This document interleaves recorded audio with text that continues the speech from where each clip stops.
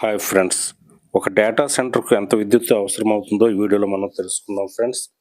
సాధారణంగా ఒక data centre నడవడానికి 10-50 మెగావాట్ల వరకు విద్యుత్ అవసరమవుతుంది. ఇది దాదాపు 10,000 నుండి 50,000 ఇళ్లకు సరిపోయే విద్యుత్తో సమానం. అయితే అమెజాన్, గూగుల్ లేదా మైక్రోసాఫ్ట్ వంటి గ్లోబల్ టెక్ కంపెనీలు నిర్వహించే భారీ హైపర్ స్కేల్ డేటా సెంటర్లు 100 మెగావాట్ల నుండి 500 మెగావాట్ల కంటే ఎక్కువ విద్యుత్తును కూడా వినియోగిస్తాయి.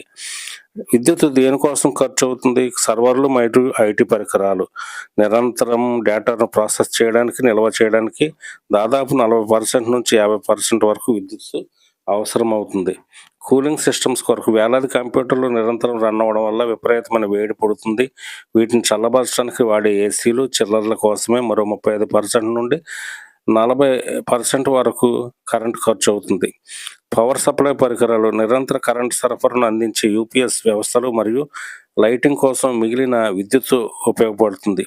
ఆర్టిఫిషియల్ ఇంటెలిజెన్స్ వల్ల పెరుగుతున్న డిమాండ్, భారీ వినియోగం. సాధారణంగా క్లౌడ్ సెంటర్లు పోలిస్తే A1 డేటా సెంటర్లోని సర్వర్లు చాలా వేగంగా పనిచేస్తాయి. అందువల్ల వీటికి 3-4 రెట్లు ఎక్కువ విద్యుత్ అవసరమవుతుంది. ఒక్కో ర్యాక్ సామర్థ్యం. సాధారణ డేటా సెంటర్ ర్యాక్ 5-10 కిలోవాట్ల కరెంటు వాడితే ఏఐ సర్వర్ ర్యాక్ 40-100 కిలోవాట్ల వరకు వాడుతుంది. విద్యుత్ సామర్థ్యాన్ని కొలిచే విధానం. Power usage effectiveness PUE.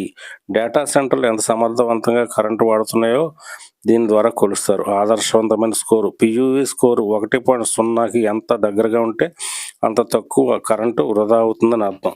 ప్రస్తుతం ఆధునిక డేటా సెంటర్లు 1.2 నుండి 1.5 PUE స్కోర్ను కలిగి ఉంటున్నాయి.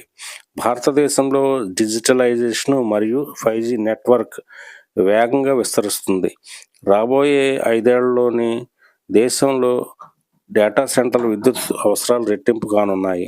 ఇందుకు గాను చాలా కంపెనీలు బొగ్గు విద్యుత్పై కాకుండా నేరుగా సోలార్, విండ్ వంటి పునరుత్పాదక ఇంధన వనరుల వైపు మొగ్గు చూపుతున్నాయి. Thank you friends.